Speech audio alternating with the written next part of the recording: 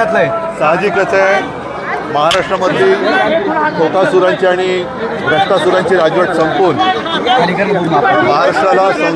महाराष्ट्राच्या संस्कृतीला साजेल अशी राजवट येऊ दे हेच मी सांगतो घातलंय। आणि मला खात्री आहे की आई तुळजाभवानी ही पूर्ण आशीर्वाद दिल्याशिवाय राहणार नाही।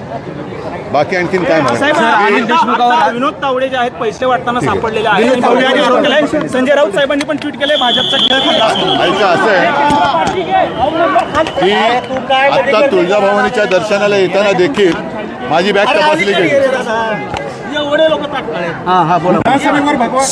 एक तर करा, तुळजाभवानीच्या दर्शनाला येताना देखील माझी बॅग तपासली गेली, तर बॅगेमध्ये तर काय सापडलं नाही।